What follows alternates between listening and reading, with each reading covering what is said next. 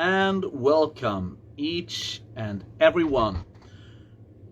Today I have a very special guest. His name is Tommy Karevik, and we're gonna have a voice chat as soon as. Right, so I just talked to Tommy, and things seem to be all right. Uh, Yay! Let's see here. Let's see if we can get this one going. Here we go. All right, here we are. Here we are. Hey David, how's it going? Hello, it's fine. Yeah? Yeah, perfectly fine. It's just another Sunday evening, right? Right. And how about you? Uh, well, I'm in Calgary, Canada. It's a sunny, beautiful day, and yeah, looking forward to talk to you. Yes, and I've been looking forward to this for a very long time because I started out doing these kind of voice talks a bit during the pandemic, but then I did other stuff instead, and whenever I had a slot, and there was the stars never aligned for us. Right. Uh, so finally, I'm very happy to be able to do this. Yeah, totally. Yeah, so the idea is basically to talk about singing in general.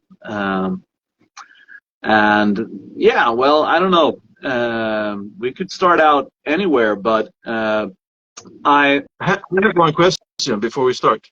How yeah. do I see? How can I actually see you? Because I'm just seeing a black square, which is Oh, nice, I guess, too. But I'd rather see your face. all right. Does other people here see me? Because when I have my iPad down here and I can see both of us. Okay, let's see if is there a setting that I can Perhaps see there if is. I can join? That's interesting. I can only see myself, which I'm used to already. Yeah. Then is there any? When I'm looking here, I can. And now I turn myself off and I turn it on. I still can't Now, see. Well, I can just see. Anyone has an idea what's wrong here in the comments? So I'm not a tech guru when it comes to Instagram. oh, same here. Do you have like a little line of there's like a microphone and blah blah blah Yep. stuff there? Yeah. Press on something. That was my video, I guess. Yeah. Yeah, that's the only thing I can press. Anyway, I can hear you fine. Yeah. All right. Then I didn't have to comb my hair. But talking about that, seeing each other, I actually had to Google this to find out when the only time we actually met, and that was in 2007. I remember. Yeah, it was a show in Copenhagen, and it was Seventh Wonder, my band Moonlight Agony, and Loch Vostok. Yes, I think it was in March 2007. Yeah, must have been somewhere around there because with like just before we were releasing an album, I think, or if we just did. And you were probably, yeah, you released Waiting in the Wings because I remember I'd listened to it, and I, when you're 20 something, I was impressed, but also a little bit pissed off because that was like my first like reaction was, why does he have to be so good when we're playing this show together? So yeah, I still remember that he lured them in by, the first phrase, here I was instantly like, wow. Wow, yeah, that's funny because I mean that was the first Seventh Wonder show abroad I think we ever did, and yeah, so I remember we slept at Johnny the drummer's parent his mom in Malmo and drove all the way down from Stockholm, and we slept in Johnny's old room, five people on top of each other, which was it was fun. It was like the beginning of something really special that we created together, and it really wasn't all glamour, but it's a lot of fun. Yeah, Taking off in the beginning. Yeah, sorry. No, especially in the beginning, because that was like everything was new. The first show outside of Sweden. I mean, I hadn't been on a lot of stages before that, so it was really cool. No, I think for me it was like the third show with Moonlight Agony, I think. And like you say, it was all an adventure, because everything was new, and at least to me, and you didn't know any of the rules or what to expect, or like, is okay. So do we get food, or like, is there a shower? There's like, now you kind of know what to expect and what not to expect, and you can expect different levels of shittiness.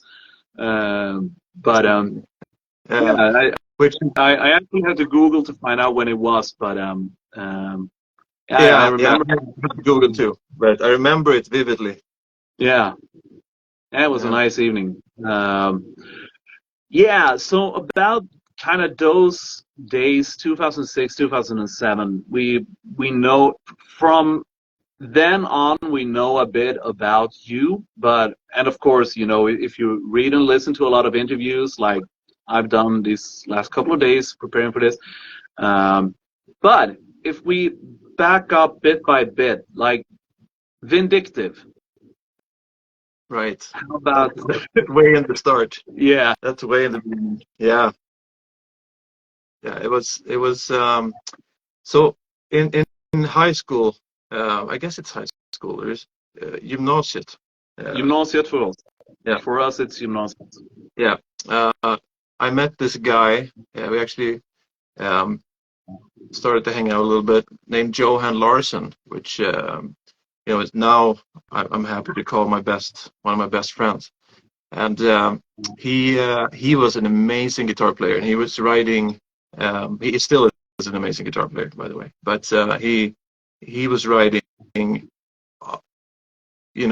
metal music a little bit here and there, and then also Swedish music, just singer-songwriter with a guitar. Yeah. And I was so impressed by him and really inspired, because I come from a musical family. My sister, she went to musical school, and she was like graduated with highest score. You might have heard her, Jenny Karevik. Yes, I know her. She sings on a couple of Seventh Wonder albums. But so I've heard her sing in my whole upbringing, basically in her room to her piano, and I was like, we sang together when we were kids, but not really. I was more of a sports guy, I was more, playing hockey and soccer and track and field and stuff.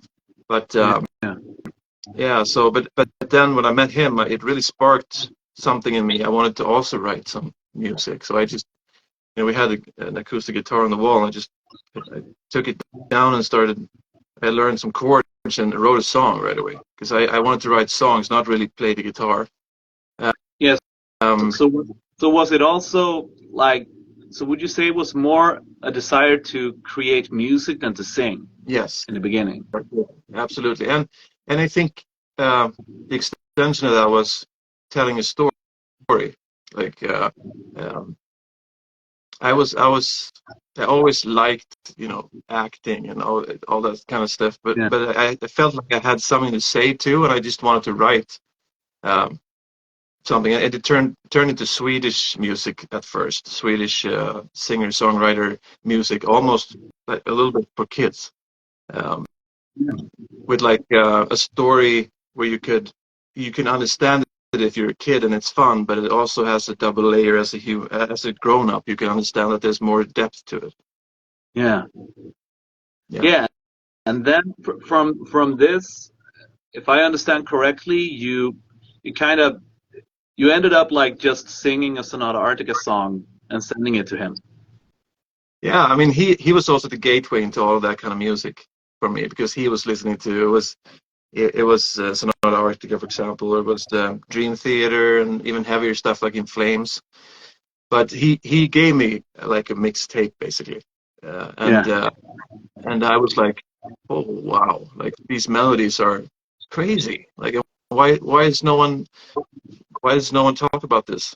Yeah. Like I didn't even know metal music at the time. I was just coming from pop and the heaviest maybe being, I mean, it's Queen. You know, Queen. Yeah. Yeah. yeah. Uh, but no, I was so impressed, and I really loved all the melodies and the moods and everything. And then we had a recording studio, a little 16 channel um, uh, Porta. It's like Yeah. a Studio. digital Portable. recording Yeah. station. Yeah, Yeah. and I just recorded. I just did some MIDI stuff, programmed some MIDI stuff, and played some guitar and sang Mary Lou from uh, Sonata Arctica. Yeah. And then Johan heard it, and he was like, "Man, like when did you learn to sing?" Like he thought it happened kind of uh, overnight. But I think I practiced a lot. I sang a lot uh, during that period. But trying to emulate all the people I heard, and somewhere there I found my own voice. Yeah, and I think I remember from one interview where you talked about that you didn't really see it as practicing, but you were just playing, Yeah, singing. yeah. Just I was basically running, uh, driving around in my little mini red car, and I put in a new sound system. I was blasting all these songs and singing along. Yeah. That was basically what I did to practice. Yeah. And that is, to go with the sports analogy or something. I think I remember Pelé, the soccer player, saying that everything is practice. It's not about, now it's time to practice my vocals. Yeah, And, but more like, because I kind of recognize myself a bit in that, because I started, when I started to sing, I started to play the piano, and I just, finding chords and singing songs. And we had, the old books, these pop. Did you yes, ever? Yeah. yes, I remember those.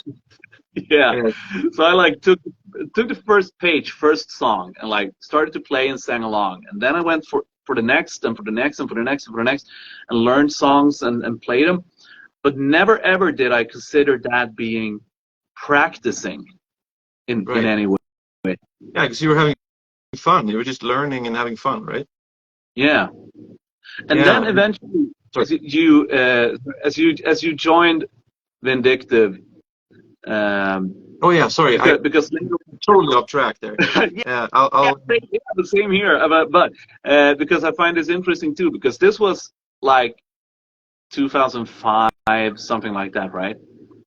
yeah, I would say it kind of merges a little bit in my brain here because Yeah. it felt like everything was happening pretty, you know, in conjunction to each other. Yeah. But I started writing music there maybe when I was 15, 16, and then Yeah. during the course of the next 3 years in high school, I was um, yeah, Johan was playing guitar a little bit for this guy called Stefan Lindholm because he knew him a Yeah. little bit, and uh, uh, I had recorded the very first thing I recorded was for a really obscure thing called the NAFT, um, Yeah. D period, N period, so on. But Johan had played a guitar solo for that, and he's like, maybe you should sing something on this. And I just sang like 2 lines on that. Yeah. Uh, Recorded it in his little vocal booth in Huddinge, just south of Stockholm, in his grandparents' house in a closet. Uh, and yeah, and I recorded it, and then yeah, it was just fun and nothing more. But then somehow after after that, this Stefan Lindholm guy, the guitar player, virtuoso, wanted to have a singer, and Johan recommended me. Yeah. And said this guy can sing, and probably without even asking me first. But Yeah. but anyway, I was like, okay, you're young, you're really like you're just dying to do stuff, right? You're just creative, and you Yeah. haven't had work left. You just wanted to try it. I just wanted to try it. So yeah, I did. I wrote vocals for like 5 or 6 songs that he had, just musical arrangements. And it was all over the place, of course. Yeah. But it was my first try. It was my first, at trying to hone some kind of skill, writing for someone else. Um, and no, I just did whatever the hell I wanted with it. Yeah.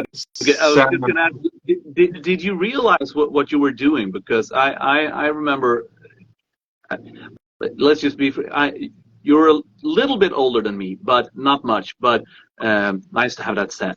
But thank- around this time, around this time, uh, early or like mid 2000s, when I started out, I didn't know what I was doing, and I didn't reflect on anything. Just like you said, just doing, and I never really thought about what I was doing.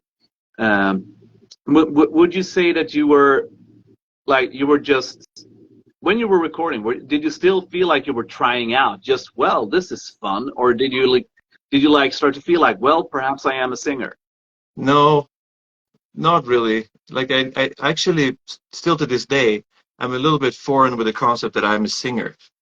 Uh, it's it just it was something that was fun, and I tried it, and but then I could tell right away that I was very nitpicky with what I was doing and what I was creating. I was like, get really focused into like I get sucked into a wormhole when it comes to creating melodies and singing harmonies and stuff. So just like I just feel like I was sucked in and pooped out on the other side, and then there was like six songs with lots of crazy vocal ideas. Yeah. Yeah. So and around this time, you later on, and since I like you say, it's all like, when did what happen? But because I also remember that during these years, like 2005, 6, I applied to like every band in Sweden that wanted a vocalist. So I also remember that I applied to Vindictive, but they went with Göran Edman. Right. Yeah, this is way after when I had quit. Like we're actually it wasn't really a band. Like it was just weird. Yeah.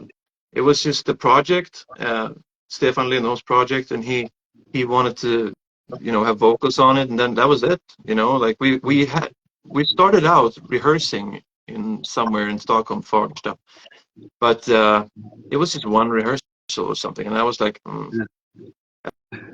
I can't remember what it was, but both me and Johan said we're not going to be in a part of the band, and they started looking for other singers, and maybe that's when you came into the picture. Yeah, and I mean, back then I don't know if it was like 20 or something. So I mean, if they decided to go with Göran Edman, who am I to blame them for that? Right. No, he's a pretty great pedigree Yeah, in music. yeah, he certainly is. So we're not going to go too far back, but like we've got some of it. You started out playing a little bit guitar and singing, and kind of a musical background from home. And then we had a little Vindictive thing, and eventually you ended up in Seventh Wonder Yeah. in Copenhagen in March 2007. But so what would you say was the, not, I don't know really how to phrase it, but they had an album out already, and you joined in. So what was the like? Did you have any ambition vocally when you joined the band? Uh, Good question. I was just I knew of the band a little bit before I auditioned, um, because it was kind of in the vein of Vindictive, you know, and the bands I was starting to listen to. It was kind of Yeah, like Sweden Dream Theater at the time, but like very undiscovered. Um, so I remember their MySpace page with like 4 tracks on it, and I listened to them. I was like, oh, um, but it was actually the keyboard player Andreas Söderin from Seventh Wonder that had heard my 2 lines. That's how we connect the dots here. My 2 lines in that on that project, obscure project, Naft, and he heard that and he was like, we gotta have this guy uh, uh, for as a replacement for Andy when he left. yeah, So, and then somehow they heard Vindictive and Andreas, the bass player Andreas Blomqvist. He yeah, heard it and he was like, if this guy is actually writing this and singing this, we need to audition him. Uh, yeah, it was kind of just different, I guess, different enough in what I was doing that it was interesting, right? yeah, Um, yeah, so then I went to the rehearsal space and I was, I'm not sure if I had like the intention of, you know, it was cool. I'd learned the songs and I was happy to audition, but it was never like these things just fell into my lap somehow. It wasn't like I always dreamt of this, yeah, right? So I was like, oh yeah, that would be so fun and write with other people, write music that is this complex and that has so many melodies, and I was stoked about that, right? yeah. Yeah, and then um I did my audition first with a couple of songs that they had already, but then also with Stall Use. Yeah. Oh, yeah.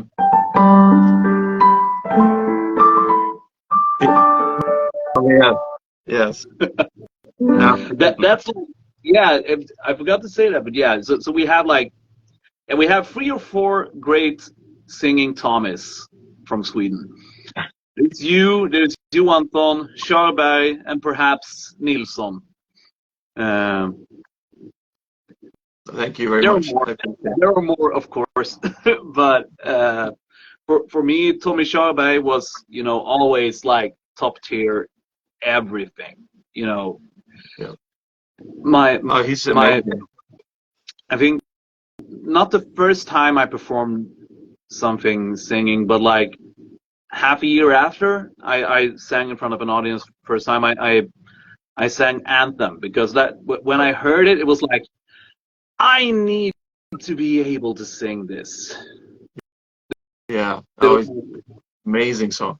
Amazing song. Yeah, there's like the because that was kind of what was my ambition because I was never into the songwriting part because me it was all about whether it's musical theater or whatever metal like big emotions and not only but big sounds and the way Tommy sings that one is just amazing.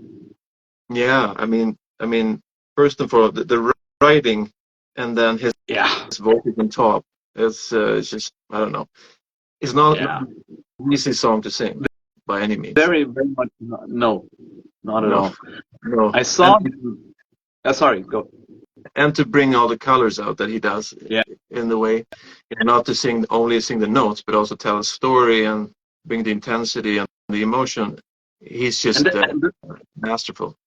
but if I remember correctly, they Björn and Benny they've said that they wrote it like with him in mind.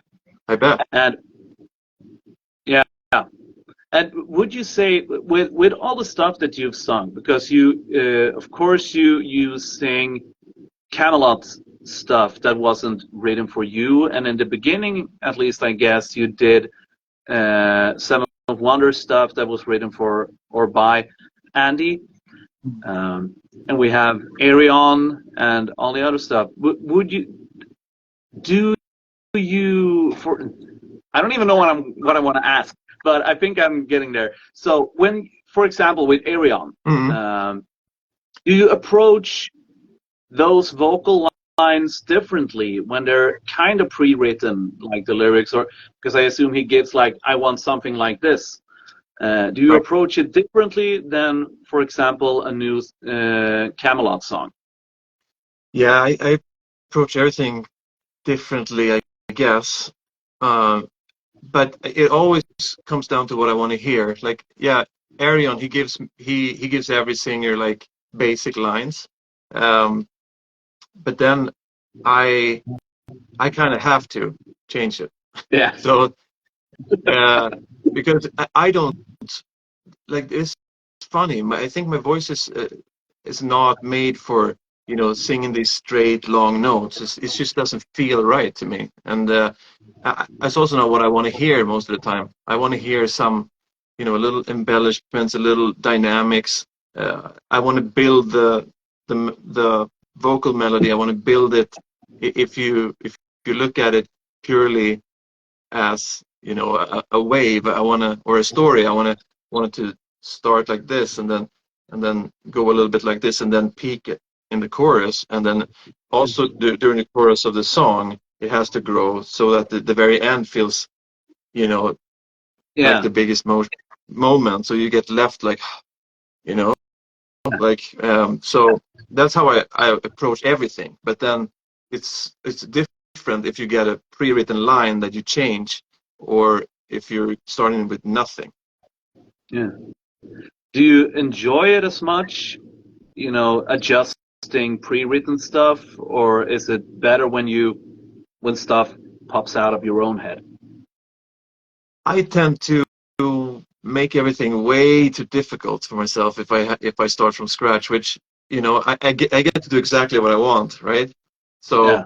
and I'm not thinking like, yeah, I have to be able to sing this later. I'm just like creative mode Yeah. 5,000, right? So in a way, I there's a lot of songs that I feel like, ooh, that maybe that's gonna be tough to sing live. Yeah. When I listen to it after, I'm like, shit. That in my youth, in my when I was younger, you're of course you're more, I just, you know, damn, I'm gonna learn this, and then I learned it, and then Yeah. that was it. But Yeah. now I'm like, I'm trying to be a little more careful, even though I always want to do better than I did last time. Always, always, always, which creates a little bit of a problem if if you have to top something that you did when you were 25. Yeah. Yeah. But I mean, then it all comes down to like, better for who? Better for yourself, or better for the bass player, or better for Aryan, or better for the audience, or but yeah, Yeah, I, but I totally understand, because it is a will to evolve. yeah. And if I hear something that I want to hear, um, Mm. I have a really hard time not doing that. Uh, and it might be like high E, Mm. and then I was like, oh shit, I gotta do that. Yeah. And then, and then it ends up, because that's what I heard, right? That's what I wanted, that note. And then you got to practice a lot to do it live. Yeah. And would you say that you always start to write your melodies in your mind, or do you like try them out vocally, or how finished are your vocal lines in your mind when you start to sing them? Um, well, they're changing up into the last moment always. Like, um, but I might have a basic theme, of an idea pretty early. But first, after changing it 10 times. Yeah. Um, And then yeah, that's why it's taken so long, you know, to create stuff. Because I'm like, what separates me from other people is that I'm not taking the first thing that pops into my head. It's like, you know, the process of giving birth to a vocal idea. It takes a while for me, and that's what I think why it sounds a bit different to some other people's approach. So I'm trying to twist everything and see how it can fit and yeah, it's an exhausting process, and most of the time I don't even um, you know, like think I can do it again after I've done it. Yeah, but it also takes a lot of patience and like long-term thinking, and to Mm, kind of, be able to ride that level of creativity up until you find like this is where this is the goal, not taking the right. easy way out. I think I saw Yeah. John Cleese talk about that. He didn't mention who it was, but like he was talking about one of the other Monty Python dudes who he thought was more creative in a way, but that this other dude always took the easy way out, whilst John would sit and ponder and think one more time, what if we do this and this and that. And I think that kind of patience is what separates when things get. I don't. It doesn't necessarily have to be original, but when it reaches a certain level of excellence. Yeah. No, I think you're right. Yeah, it's interesting to hear about John Cleese though. Yeah, because I think that's kind of what it is. Like for me, it has to be a little bit painful. It has to be uh, uh, it has to be something that didn't come too easy. Because if it comes too easy for me, it's like I start second guessing it. Maybe it's too. Maybe I've heard this before. Maybe I've done this before. So I always try to evolve, and that's why I think also all these projects sound different because I always try to put myself in the mindset of some other, try to listen to what the music dictates and see if I can come up with a different theme or something that doesn't go exactly like the guitar. Like I've said this before, for Seventh Wonder, I always try to do something that was not in the music. That's Yeah, how like the style came a little bit because if the guitars were straight or chords, I'd be more staccato all over the place with the melody. If the chords were crazy or if there was like a lick in the background, I was yeah, try to keep the music together a little bit more. So I was trying, to be original and not do what came natural. yeah. Kind of create a counterpoint Yeah, in a way. yeah, Uh, exactly. I didn't know I was doing that, but I was definitely. yeah, but I mean that also kind of explains the different kind of tonality and um, kind of sound you choose, like, and that you've chosen in Seventh Wonder and Camelot, because there is, I mean, to an outsider it's rock metal, but to us who listen to this kind of music, we can hear all the nuances and the differences, and that kind of explains, like, if you choose the counterpoint, if you choose to, like, and the foundation is different, then of course you will be different Yeah, when you yeah, sing. yeah. And would you say then that is there,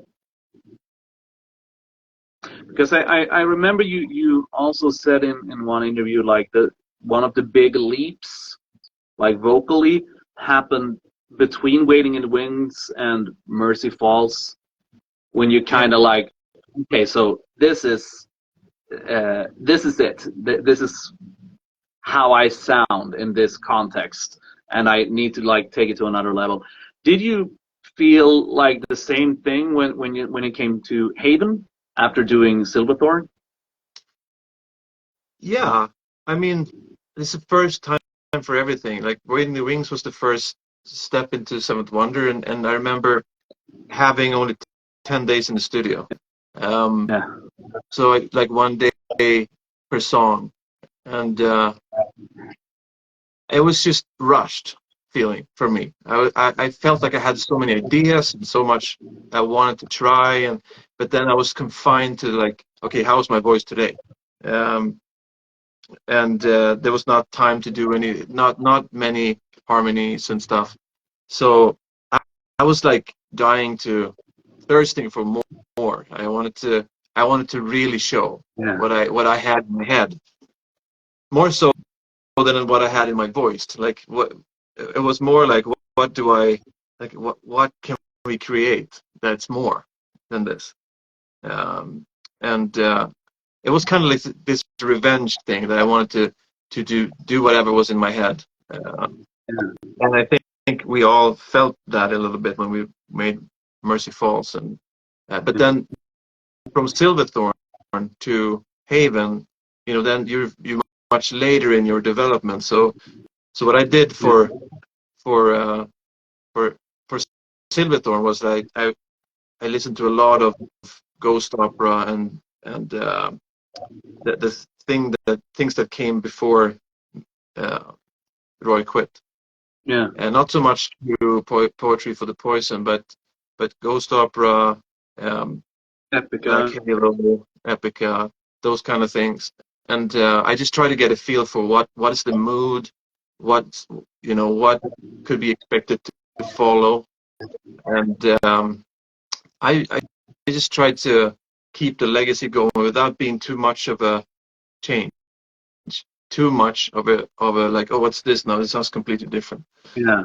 Um, so, but then for Haven, yeah, then you're like, okay, um, you get a taste for it, and then you try to incorporate a little bit more of yourself and your style. Yeah.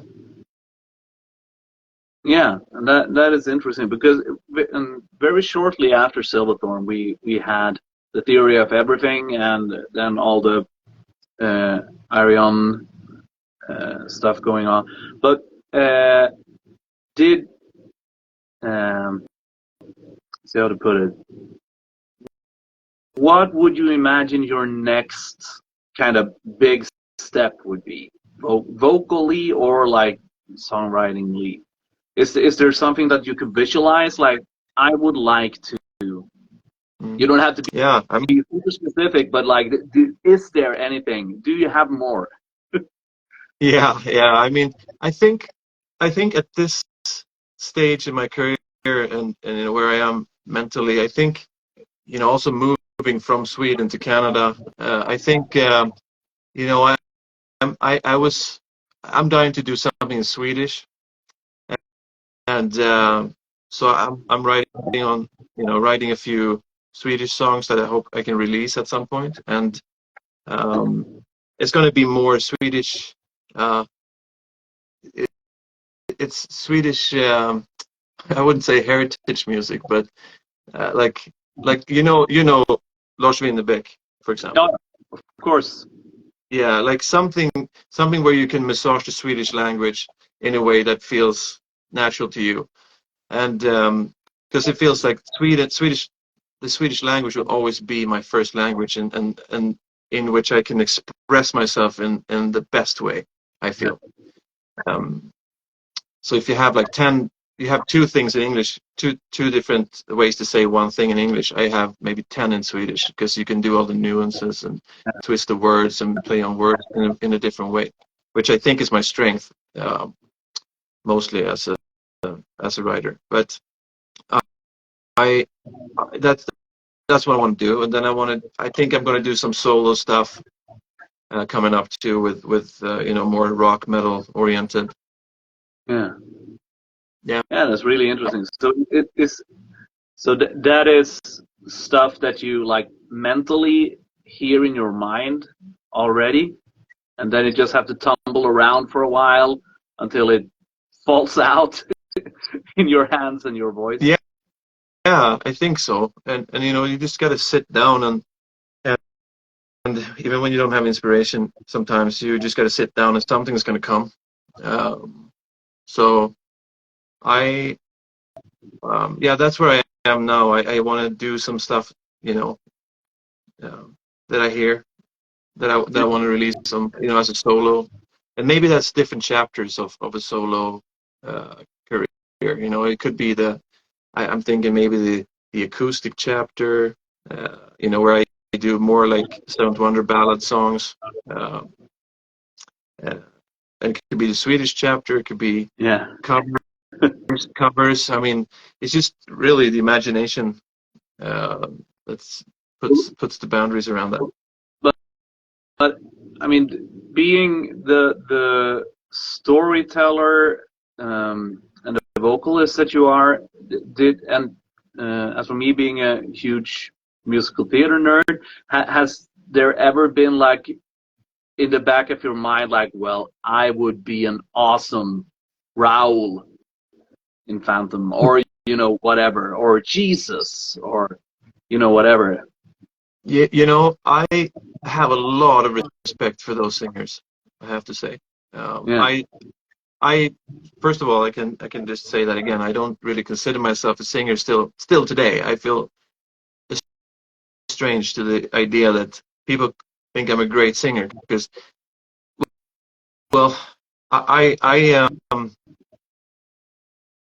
as everyone, your own battles and struggles, and I sometimes, some periods of my life, I've struggled with my confidence, and you encounter problems with your voice, and there's so many things that goes into it. But I would love to.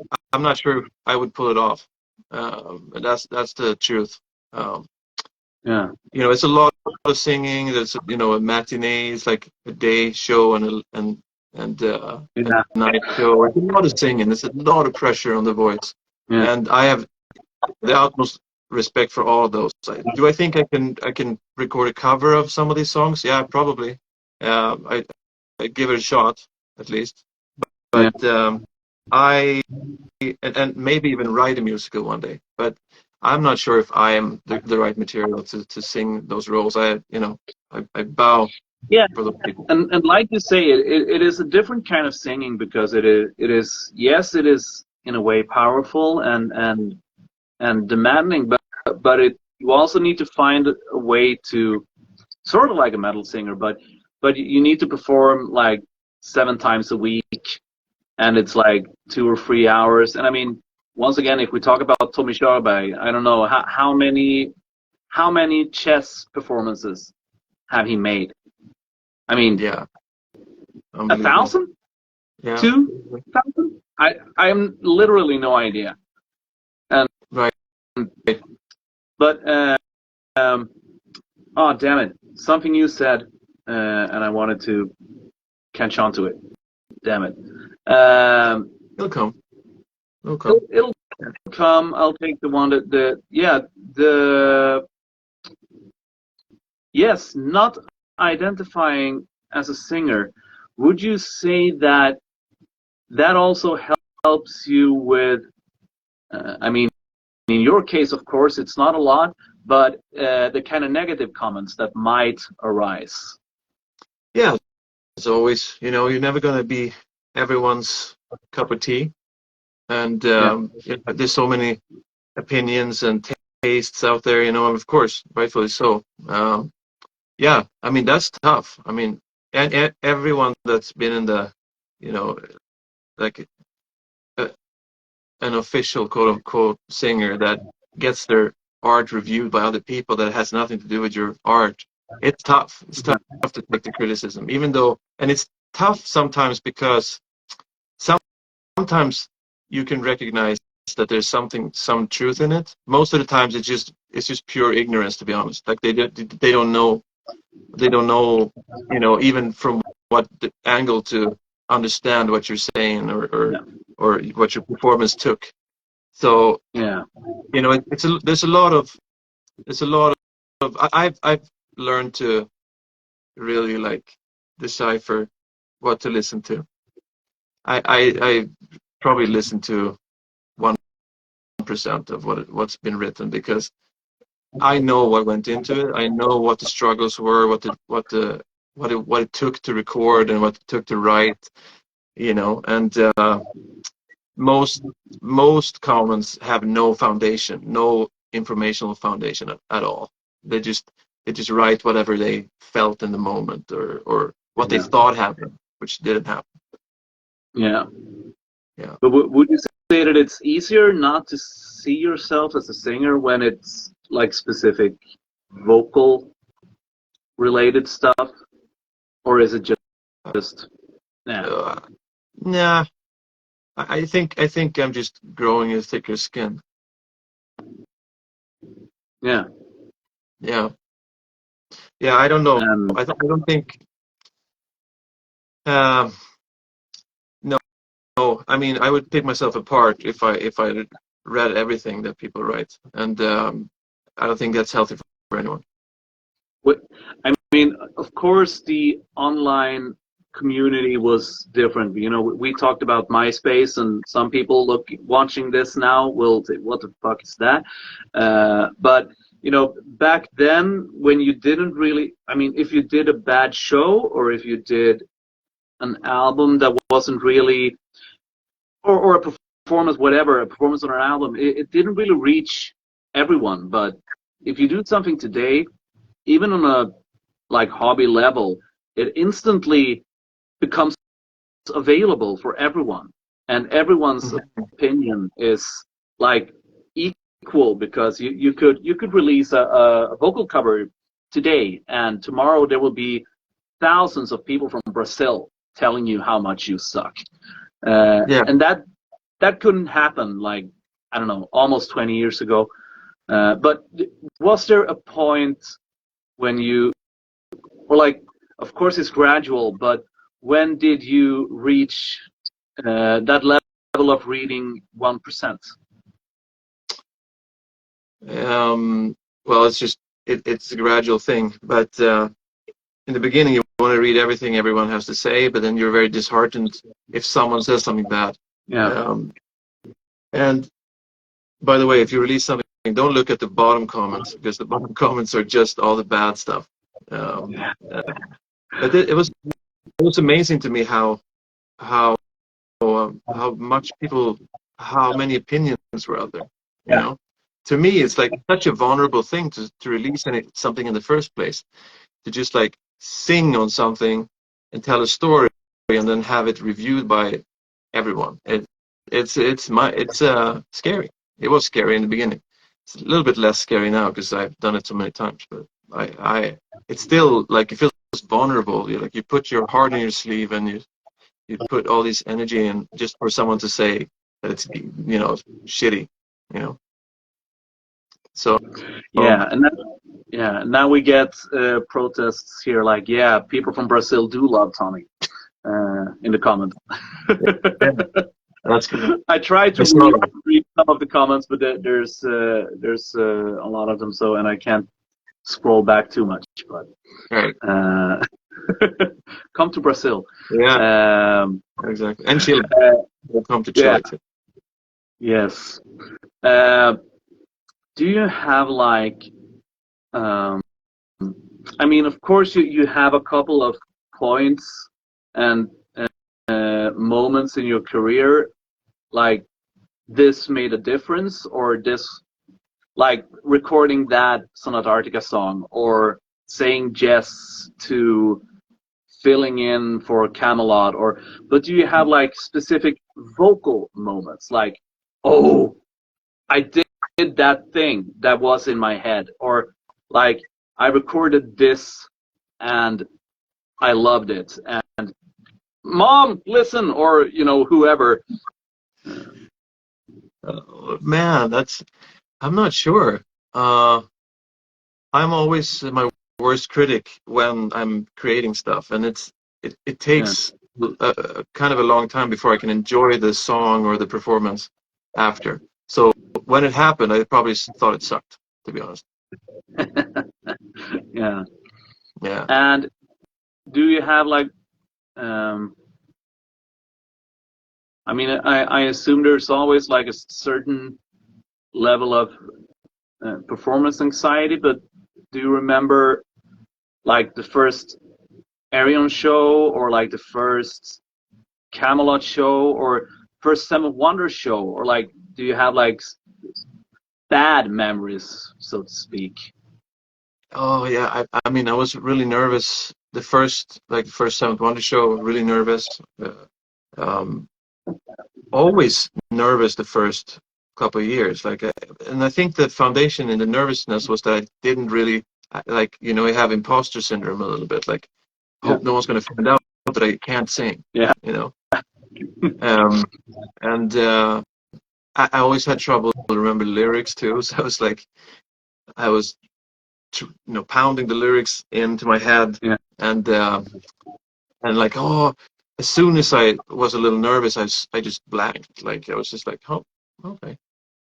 Uh, Now I don't remember even what planet I am on. But yeah, that became a bit better, as I was starting to tour a little bit more and understand that the moment is in the moment. If you screw up, it doesn't really matter. Just screw up like you mean it. yeah, Um, and so I was, nowadays I'm not very nervous anymore. Last time I was really nervous though, or I was feeling my legs go to jello a little bit, yeah. was Hartwall Arena for Raskasta Joulua, Ah, when I yeah, was, yeah, it's a Finnish Christmas tour, kind of like TSO, but in Finland. yeah, Um, and yeah, I was walking up the stairs to do Ave Maria with Floor yeah, Jansen, and it was just like, there's something about it when there's like 13 or 14,000 people just being quiet, listening to what you're gonna say. yeah, And yeah. That's weird. yeah, or what you're gonna sing, or whatever. But then I felt like, okay, I had to like take a few breaths, and yeah, that was last time I was like kind of nervous to the point where it affected me a little bit. Yeah, and I mean, in many ways, the best way, at least that's what I tell my students, the best way to kind of overcome anxiety in that way, or nervousness, is preparation. And like, so I saw you I saw you with Camelot earlier this year, um, during the spring tour, the one with Myrath in Malmo. So like a tour like that for a couple of months throughout Europe. Um, let's say 2 or 3 months prior, if you have like downtime, how is the preparation going? Like, okay, we have this tour in 3 months. Tommy, now it's time to get your shit together. What do you do? Yeah, so I start with the food situation. Yeah, Um, yeah, that the food is the most important thing for me. I've come to realize over the last couple of years is getting off the junk food and getting off yeah, all the allergens that affect my overall well-being. Like, and I'm very sensitive to everything, so it's like really crappy. It's not fun at all to be me yeah, before a tour. But um, so I can't have milk or butter or anything dairy, because it inflames me and I get stuffed up and I get phlegmy and I can't sing, I can't move around like I want. Um, mm, Gluten, I'm sensitive to gluten. I'm not celiac, but gluten is something that inflames a lot of people anyway. It's like kind of like a poison, recognized as a poison in your body. mm, Um, so it inflames a lot of people, even if you're not celiac. And same goes with a lot of grains. A lot of people don't tolerate grains very well. yeah, And then eggs, and I used to pound eggs. Like I used to be an egg fiend. yeah, Um, working out and stuff, and just eat, like Rocky Balboa, drinking raw eggs. yeah, Yeah, I was doing that. But then when I met Cobra, she was like, I think you're allergic to something that you eat. I'm like, what do you mean? didn't wanna listen, at first, because I was like, no, I like eggs. Um, and eggs like me. So I was like, no, I don't have a problem. But then I was like, I was starting more and more to have more problems with singing, and like couldn't understand why I didn't have a voice when I woke up, and like I was like, must be like this for everyone, but it sucks because I want to be able to sing. Yeah. So eventually I tried to cut all those things, and it really did, made a difference for me. Yeah. Um, so I feel more. It doesn't happen overnight. You have to be off it for a week maybe or something to notice. Yeah. But suddenly I could sing when I woke up. Like I've never been able to do that because as you know, as a fellow Swede, you Yeah. eat your eggs and you feel milk and I'll probably get your into finger. it. Yes, and that's just the way of life in Sweden. Yeah. Yeah, and so I was like, no, not a problem, but it was a problem. Yeah. So that's where you start out, like Yep, preparing. You start out with like adjusting your diet. yep, definitely.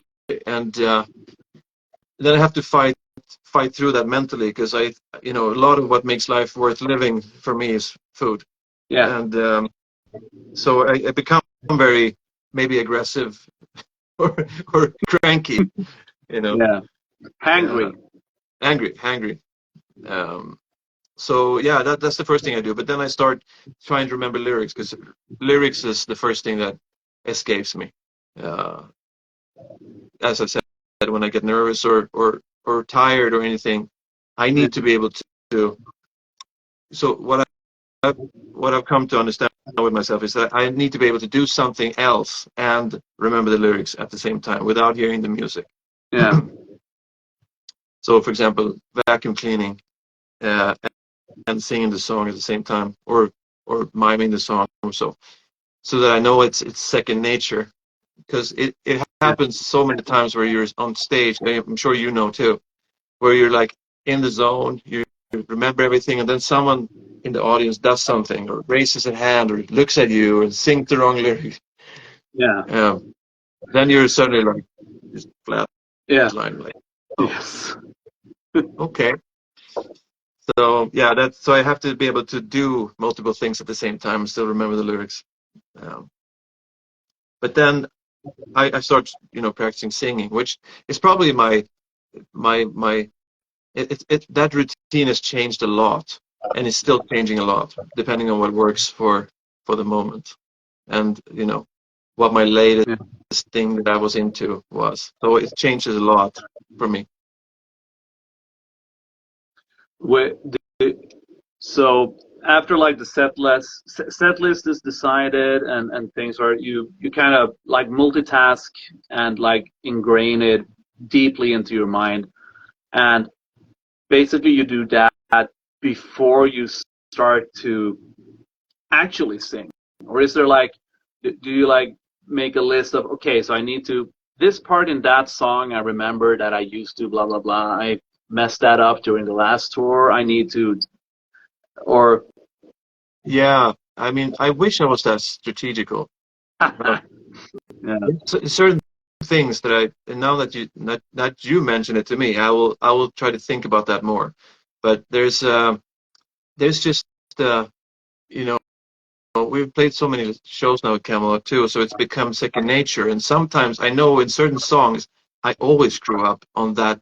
In that, it's weird. Like Yeah. um, there's a song called "When the Lights Are Down," Yeah. and it changes all the time.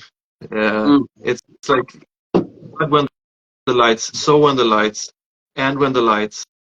Yeah. Uh, so I'm not sure I've ever sang it completely correct, to be honest. It's too much Yeah. to remember. Yeah. And they're like one person in the audience that might notice. Right, right. Yeah, And it's then weird. sorry, but then when you get into like rehearsal days before you kick off, it's like how do you treat yourself and the voice during those days? Because like Oh, I because when you used to rehearse like back in the day, when you had a rehearsal day with the band, you rehearsed for 8 hours or whatever. But I mean, how do you do it nowadays? well, nowadays it's in a more controlled environment than it was back in the day. Because back in the day, it was in a bunker. It was really Drinking hard to beer. hear yourself. Yeah, really bad. Um, uh, it was. I used to call it when you can't hear yourself, mothörning instead of medhörning, which is uh, you don't. Yeah, it's like the opposite of hearing yourself. Yeah. Alto. But that was like 10 years of mothörning. So now when I sing, I can actually, I can actually hear what I'm doing when I'm practicing. Yeah. So I um I go to my studio, which you see here, Yeah. and I close the door, and I start doing warm-ups. And those warm-ups differ a little bit, depending on how you feel for the day, and also what the latest thing that I'm into vocal wise is. So now it looks different than it did a year ago because I went to this vocal doctor, to see if everything was fine with my vocal cords and stuff, and he discovered some things with my voice, not that was broken or anything, but that could explain why sometimes there is some kind of problem. So I took his advice, and I'm doing his routine right now, which is basically strengthening the chest voice. Yeah. Um, and warming up the chest voice because I have a tendency to flip to mixed voice really quick. Yeah. So I'm trying to warm the to get comfortable in the chest voice instead of flipping so early. So that's what I'm focusing on now. Yeah. So those are you like adjusting how you sing the songs, like with this new idea of like bringing the chest voice up slightly higher? So you're like adjusting the way you sing some of the songs? Yeah, but I've always tried to. My idea has always been to try to make it feel nothing. Yeah. Uh, which when I'm pulling my chest voice up really high, it feels like I'm pulling it up, like it. Um, Yeah, so there is a I bit more struggle. Yeah. Yeah, it's a little bit more strenuous to sing high notes in chest voice, of course, than if you can find your mixed voice.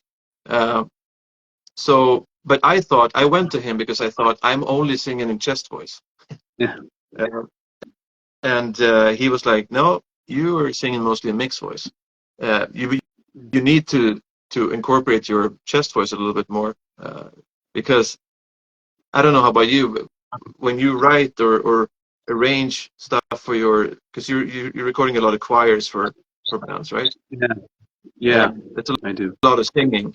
And when you figure out the harmonies, are you singing in full voice or are you singing kind of a falsetto It's a lot of for the high stuff. It's a lot of falsetto or mixed. or mixed? Yeah, I get really tired after a day of trying vocal uh, melodies and vocal, trying to figure out what to sing. Yeah. I I use my false chords a lot, I guess. Um, Yeah. and then when I'm trying to sing something in chest voice, it's just not there. Like it's really it can distort and break. So Yeah. that's why I was like, I don't know, I don't understand. What am I doing? And yeah, so I went there, and he was telling me, yeah, you're flipping early. You're using mostly, or you know, you could benefit from using your chest voice higher sometimes and be Yeah. comfortable there. Yeah, so that's what I'm doing now. But before that, I had a different idea. I, Yeah. I tried to, I tried to, since I thought I was singing in chest voice all the time, I was trying to find my mixed voice earlier, which is, yeah, crazy. Yeah. And I mean, the way I see it, it is always better if you. I mean, at a certain point, you have to like discover and like start to feel the so that's where it is, but eventually that's not something you want to think about while performing or like doing your when you record stuff. But I mean, it is the way I see it is the knowledge is tools to use when you get stuck. The autopilot should do most of the job. But when, like you describe, this is what I hear in my head, then sometimes perhaps you have to stop and think like, okay, so what happens if I try it in chest voice? But that's not Right. how you do everyday singing all the time. If I were to do that, and let's talk about backing vocals in a minute, but the way like you described it, singing stuff that you do not know well enough in your mind already is what tires you. And that's sometimes what I'm having troubles with, because I arrange and record at the same time. So after 5 minutes, if I want to go back and dub, I can't remember what I sang, because it's like in through one ear and then out, and then trying to sing again what I just did. That is what's tiring me, because I think that puts more stress on my voice than singing like a troubadour gig for 4 hours at a local pizzeria or anything. Right. Okay. Yeah. I mean, everyone's different, I guess, too. But I that makes sense, because then you know your you have your technique, all in order, and you know the songs and you've sang them before. That makes sense. I'm not sure. Performing a lot has when you have to perform a lot when you're under under the weather, or you can't say no to a gig, or you push your Yeah. voice and it's not really doesn't want to be pushed. That's when I've encountered some problems with feeling strained, and going down in a downward spiral on tour, and like, oh man, it's getting worse and worse. And of course, I know I would have benefited earlier from seeing vocal coaches. I just wasn't brave enough to go to a vocal coach to be judged. And that I know you're not judged. You're just going to get help. But that's how I felt. I was just like scared to sing to someone that's going to tell me all the things I'm doing wrong, or how I'm not a good singer. And of course, that's not the case. I mean, Yeah. that's not going to happen. But No. that's what I was scared of. And now I'm not so scared of it anymore. Yeah, and that's kind of the thing, because I mean, it's the same as with sports or whatever. It's not. I mean, coaching someone is about making them feel better. You Yeah. know, uh, the way I see it, if a student leaves my lesson and feels better, then it's all for the best. If a student leaves and feels, oh god damn it, I'm miserable, and he said all those weird words that I can't remember, and it was something in Latin, and he said that it was my false words, if that's the sensation you have when you leave a lesson, then you're gonna totally fuck up. But if you get it, wow, I did it, I sounded just like I made that if you have that feeling when you leave a lesson, it doesn't matter if you learned any new Latin words or any other terminology, or because that sensation is going to drive you into practicing more, or just singing more in general. Yeah. And feel better about yourself. You do things better. Yeah, totally. I wish I would have understood this earlier. I was scared of failing, I guess, and even to the point where I didn't want to sing to myself, because I was judging myself. Yeah. Now, half personal, but do you and Cobra sing to each other? Do you ask, well, how about this vocal melody, or how does this sound? Yeah, sometimes. Like yesterday, for example, I was working out at home, and I was singing to Beauty and the Beast. I had it on the speaker. I was singing to it. I was working out, and she was applauding me from the other room. But yeah, I mean, it's great to have someone that's so talented. Being married to someone that knows their stuff, and like she's my biggest fan, of course, and I'm her biggest fan. But you know, it's great to be able to like, what do you think about this, and have an outside perspective when you're deep, you know, knee deep in your own work, and you can't be objective anymore. Yeah. Yeah. Yeah. And it's nice to be able to allow yourself to be happy about someone genuinely like cheering you on from the other room or whatever. That's a very nice thing to have. That, and on a side note, did you ever see that viral YouTube clip of Tommy Karevik singing with Celine Dion? Oh yeah. Yeah. Yeah. Yeah. I mean, he is a beast. Literally. Yeah, he's a beast. And in his like prime, he was, I don't know who would have done it better. Yeah, and you know, I guess you also remember the Så ska det låta, Swedish music show on TV. Oh, I love that show, but I can't. Is there a specific moment you think? There's not something specific, but you know, whenever he was on, you know, it didn't matter if he was singing Anthem or Rolling Stones or whatever, or like a couplet, you know, or like a visa or whatever he did, you know, it was all so on point. Like and that's the thing I thought that I was going to tell you earlier, but about you, but how I see it. But the way you describe yourself as not seeing yourself as a singer is because I think that many singers could benefit from working on the musicality and not just the voice. Because I mean, making sounds is one thing, or noises, or like hitting the right note, but working on the musicality and like having the influences, you know, different kinds of influences. Like you say, when you come from pop with like the heaviest stuff being like Queen or things like that. I mean, of course that does something to you, and you bring something else to the table. Yeah, yeah. I just did what I thought was natural after listening to all these. You know, I didn't start out with Iron Maiden when I was 2, but you know, I listened to a lot of pop and a lot of like these like singing divas, if you will, that sang the crap out of everything they sang. But they had like all these embellishments, and they were, you know, melodically great, I think. Yeah.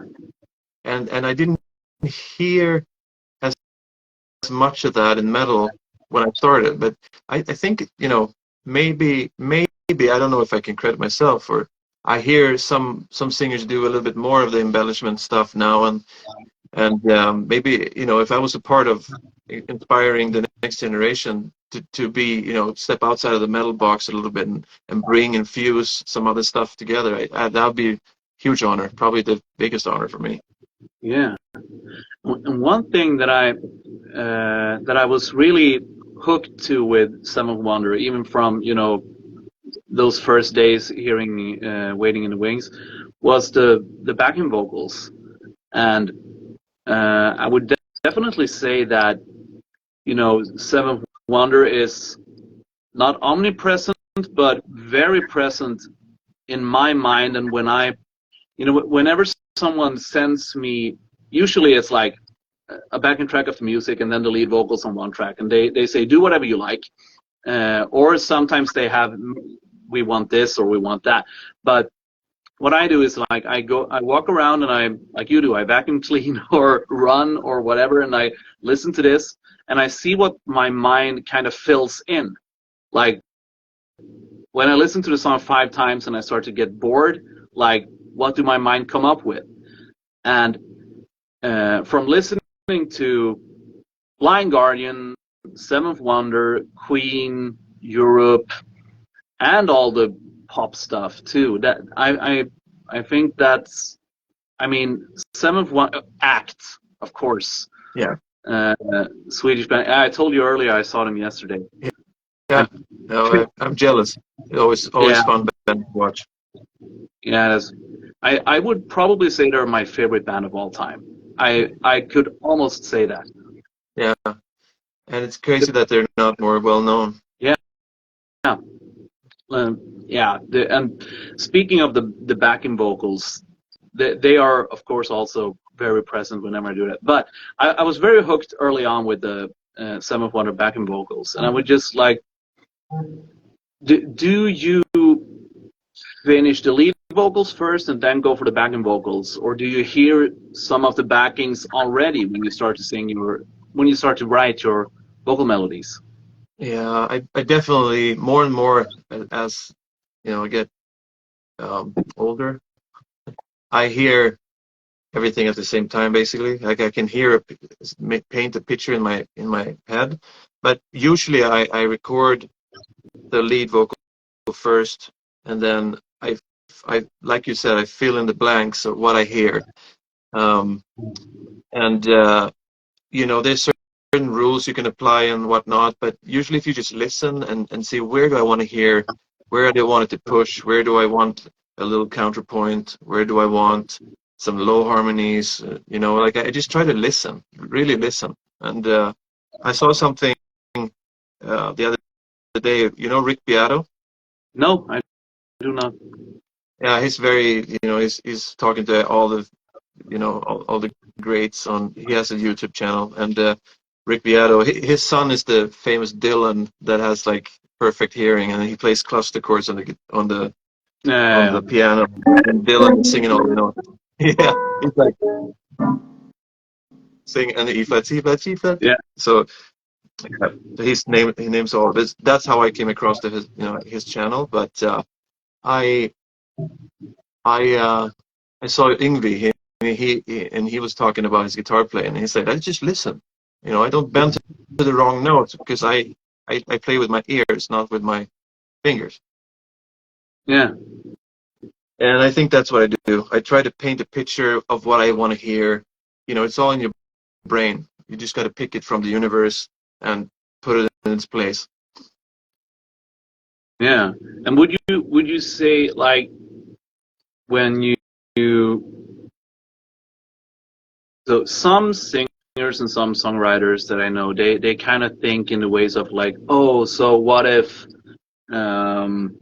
Obituary played "I Was Made for Loving You," or they make this kind of, like, do you ever think in those kind of terms like, okay, so here I need a Meatloaf choir, or this calls for a Blind Guardian sing-along hockey choir, or Yeah, yeah, I definitely have those things. I don't really think about like let's do it as this band or so. I just think like, wow, yeah, huge choir, hockey choir here, yeah, or a counterpoint arrangement here, and most of the time like some of the stuff I do is not really audible to the ear. You can't pick it out exactly what it is because it's like it's buried a little bit in the mix enough to where you just sense it, or you get an emotion, a feeling that it's pushing, but you're not understanding what the vocal's doing. yeah, So that's also a layer of different things. You can do the obvious things, the harmonies, and then you can do yeah, the obvious things, the answers or the counterpoint arrangements. But then you can also color it with vocals, and that's why I try to really listen and feel. It has to feel right. If I feel yeah, that something's missing, there's a hole, or something. I want to fill it with something that my brain doesn't understand it as a whole anymore. Does that make sense? yeah, yeah, very much so. It is. I think I heard some like sculpture or whatever, like who said when he made like an elephant, he kind of chopped out an elephant from a big marble block, and someone asked, well, how can you do this? How can you make an elephant out of this block of marble? I mean, he said, well, I just chipped away all the stuff that didn't look like an elephant. Yeah, that's a good one.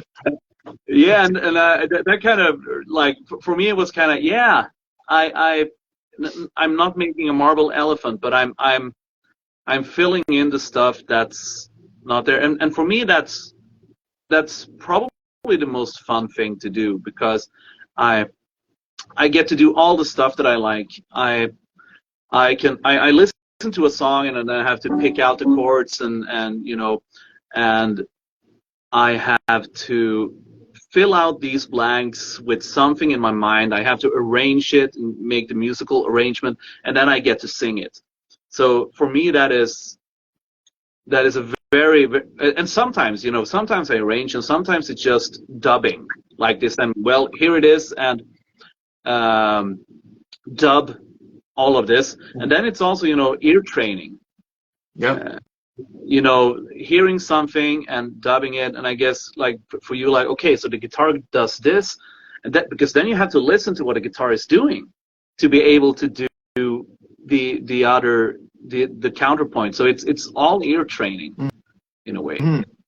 Yeah, and it's, for me, it's a lot of it comes with like the emotion is always if I don't feel, I I need to make sure I feel when I listen to something, and Yeah, if it's not pushing enough, or if it's not opening enough, or if it's not supported enough, a lead vocal, if it's not supported yeah, enough, it just falls flat a little bit. You need the grandiose opening of, you know, from the pre-chorus to the chorus. Something has to happen, and sometimes it's not a lot that you have to do. So it's easy to add stuff, but it's really hard to take stuff out. yeah, and that Yeah. is, yeah, like you said, when you listen to the stuff to get into it, when you listen to the Camelot stuff, that's like kind of how I do it. So if I'm doing I don't even know, yeah, if I do like some sleazy rock and rollish metal, then I have to listen to that kind of music to get into the mood, and kind of like, because then you get kind of attuned to the language, so to speak, of that music. And okay, so this will work, but this would never work in this other context. And for a ballad, this is perfect, and not for this. And like you say, restraining yourself a bit, and not uh, it's not always more is more. Yeah, no, uh, it isn't. It as I mean, I've my approach has been a little bit different, or a little bit like I started out with two harmonies, then I was like I dubbed every harmony 4 times, and then, you know, it just added on to a point where, you know, like for this all to be heard in the mix, it's not going to ever happen, Yeah, because it's like full on guitar, full on keyboards, everything, keyboards, guitar, and voice in the same frequency range. So something has to give. yeah, Um, so if there's a lot of keyboards, maybe there doesn't have to be a whole lot of backing vocals, at least not, you know, the ones that are interfering with the frequencies in the middle. But yeah, yeah, and you usually crystallize in the mix. Like I usually try to do as best I can, but then in the mix, if I hear something that's like muddies things up or something, then I know, like, okay, that's the third harmony there. It's a little bit yeah. lower. Low third. Oh, Yeah, stupid. and I try to just I say skip those because they just muddy the sound image. Yeah. Yeah. Let's see how much more we have time to talk to. But one thing I wanted to talk to is about this, about recording, and I am assuming that nowadays you record most of the stuff on your own. Yeah. Yeah. Yeah. Absolutely.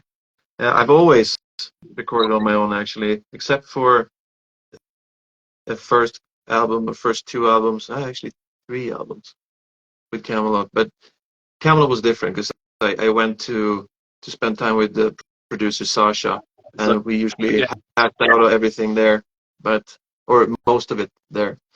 Last album was different. You know, it was COVID. yeah, I recorded everything at home, wrote most of the stuff, you know, separate from the guys. yeah, Um, and Seventh Wonder, though, like it started with Johan, the guy I was talking about earlier. Yeah. He had a studio in his house, and we recorded there, and then we recorded in the rehearsal room. Mercy Falls was all recorded in the rehearsal room. Yeah. The Great Escape too. Yeah. And after that, I transitioned for Tiara and Testament. Yeah, I was recording at home, my home studio. Yeah. So how is the perfect vocal recording session for you? Well, it used to be very long. It used to be it used to be very long, to be honest. Yeah. It used to be like 8-10 hours, and then at least, Yeah. But then something happened, and I don't know if you know, but I hurt my voice really bad in 2014, I think it was. Yeah, I remember because it was before the Sweden Rock show, right? Yeah, exactly. It was way before that. It was like half a year before that. So, but I was recording Inner Enemy, if you know the song. Not on top of my head, but yeah. Yeah, it's a Seventh Wonder song, and it was like a one-off song that we did that became a single. And I was recording it at Johan's place at the time because I didn't trust my acoustics at home. So I went to Johan. He was at work, and I was recording the whole day. And I ended up with like just having to sing the high note at the end. Yeah. For anyone that heard the song knows that there's a high end with very high note at the end with a little, it's straight and then it goes into vibrato. It has rasp and then it's a little ad lib at the end. And it's a quite high note too. So and I was like not getting it in the studio. I was like, oh shit, like it's trying and try, and then I was like, oh, I can't get it. I gotta stop. But that was like after a lot of tries, and I was feeling my voice getting tired and hoarse. I was getting hoarser and hoarser as time was passing, and when I woke up the next day, I had no voice. Couldn't even say. I couldn't even sound like Barry White. Yeah. So I was like, oh shit, yeah, I must be sick. Like, yeah. Couldn't relate it to because before that I was like immortal. I could sing 20 hours and that didn't bother me. Yeah. But I screwed up my voice and I couldn't sing high notes anymore. And I was like, what? Even when I was getting better and I got my normal speaking voice, I couldn't sing high notes. So I was really scared. And I was like, oh my God. Like, but then again, I didn't go seek help. I didn't, I thought it was just going to return to me. Yeah. And then it was 4 days left until the big, Camelot show, 2014, big stage, 30,000 people or so.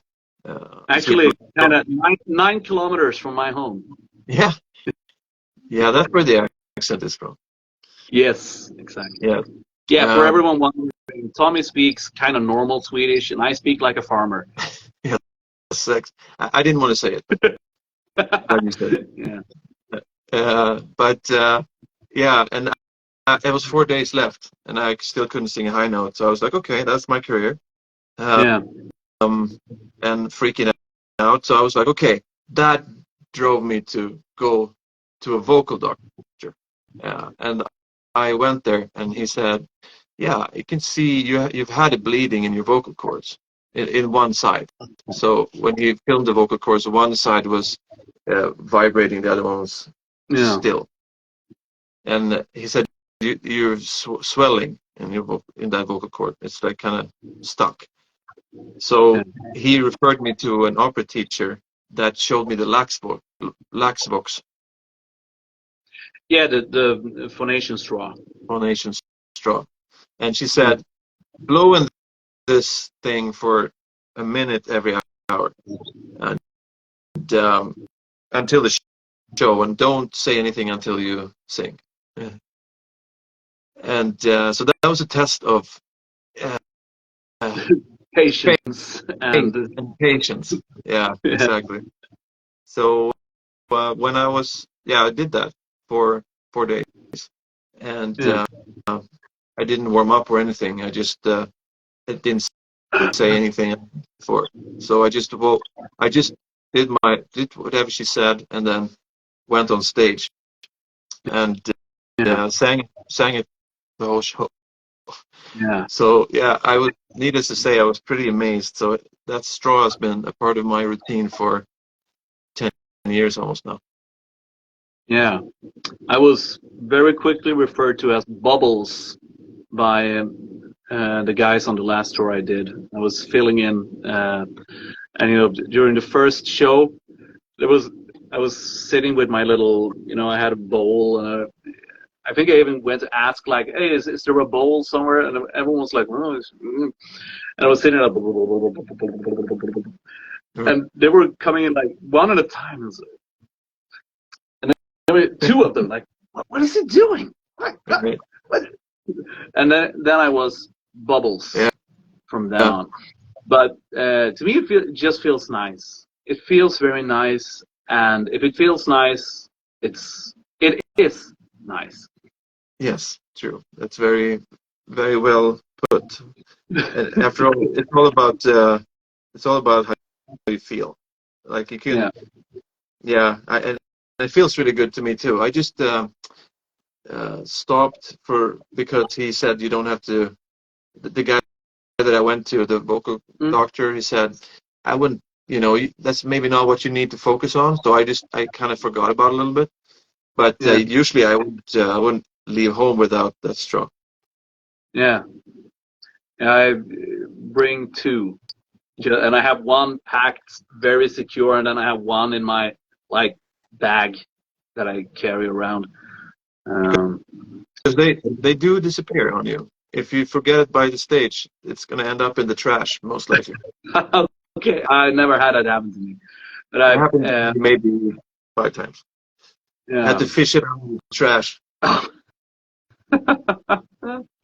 I have a speech therapist friend who sells those, so it's just like it's one phone call away if I need them. Okay. Are Um, you doing the glass ones or are you doing the soft ones? the hard ones, the glass ones. Yeah, that's what I got from the opera teacher. But nowadays I don't travel with the glass stuff. I travel with those rubber things that Yeah, you can fold. yeah, Yeah. yeah. Of course, that is a lot easier when you travel. I risked it now at least last time bringing two and just crossing my fingers, but also that is like with all the singing and vocal mysteries out there. I mean, those things are for helping out and feeling better. They will not make you. They will not help your musicality. No, They will not turn bad singer into a great singer in 4 days. no, Uh, no. and That's same with true. the not vaping, but what the hot water. Um, Lost the words here. Yeah, Vattenånga. yeah. Steam, like steaming Steam. your voice. Yeah, Yeah. yeah. The same. It also doesn't make you a better singer, but it helps you relieve some stress Yeah. after Feels nice. singing. Yeah. Yeah. I mean, and you also the stuff you talked about preparing for a tour. I mean, it's all about taking care of yourself and finding what feels good and what works in a nice trial and error kind of way. Totally, and that's what also makes it for me a little scary because as you know, the voice is different every day, Yeah. almost. So you have to approach it slightly different, and it's trusting your own process that's sometimes hard because you're like, okay, what do I do now when I feel like this? Um, Yeah. and I feel like it's especially when you sing on a tour when you don't get enough sleep, you don't get enough, um, you don't get the food you usually eat. Yeah. Um, you sing on a schedule, which means you can't decide when you're going on stage. You Yeah, can't it's not like decide. it's not I like, feel well, now. I'm done now. Yeah, yeah. It's like, okay, I'm done, or I'm not ready now, because you Yeah. have to be ready now. And yeah, so it's all about, you know, as you know, creating that thing that you can trust, and then trusting yourself. Somehow, it's a lot of self-trust in this, uh, and Yeah, creating something that works. because because I think that anxiety about what if is probably making you even worse than you. I mean, if you wake up and you feel, mm, it's a little bit off today. Yeah, fuck it. I'm just gonna do the best I can. If you have that approach, it's probably gonna be better. But if you wake up and go, oh God, if you Oh, panic, that then 100%, yeah, 100%. And that's, I think, what I've learned later in life, later in my career, is that it doesn't matter. Like, just relax. Try to have fun and relax and be in the moment, be present when you're on stage, and everything's going to be okay. Maybe you're not having your best day. That yeah, maybe you're flat here and there, you don't reach this note, you crack on that note, but all in all, the people were there, and you were doing it together with the people, and you move on to the next day. yeah. And that was when I was on my first kind of long tour. Um, it was we were supporting Luca Turilli's Rhapsody, um, and I was amazed every night by how oh, brain stop, the name Oh, Alessandro. Alessandro. Alessandro Conti. Yeah, and it was like the first time where I felt like, oh God, I just moved up a weight class. It's like going from middleweight to heavyweight. Like, oh God, because he sounded so great every night, and after like 10 days or something, I told him like, how do you sound so good every night? At first he said, well, Luca paid me the same every night. I sing same every night. But then, when we talked before, he said like, well, I make small fuck ups all the time. You just don't notice. Yeah. Oh, yeah. It's that's being professional. Yeah. Yeah, And I'm sure people say that about, you too, and people standing in the audience and saying like, yeah, like I could do that. Like that's perfection. That's great. Like how can you do that? It's yeah, all it's only you. Most of the time, it's only you knowing when you're not up to par with yourself. yeah, yeah, And I don't know if it's the same with you, but some of my best shows, like I felt like I could do anything I wanted, and yeah, it doesn't happen very often, but it yeah, happens sometimes. And I was like, you're so loose, you've had enough sleep, you're not thinking about anything, you're just in the zone, you just yeah, effortless do everything you want, and you feel you have two more levels. Um, and then people was like, yeah, that was okay, that was not bad. like what? Um, yeah, and then sometimes it's like when you're struggling, you're like, I don't have gas in the tank anymore. I'm feeling raspy. I'm breaking. I'm forgetting lyrics. And after, it's like, that's the best thing I've ever seen. I was like, I'm mind blown. Like, what? How perfect? And I'm like, this is crazy. Like, this is how is this possible? And it's more true than false. More happening Yeah, than not happening. Or shit. I don't know if you push more when you know you're not there. You give more presence and grit, and that's what yeah. people feel. Emotion. I don't know. Yeah, or kind of perhaps the desperation kind of shines through and it kind of fits the theme.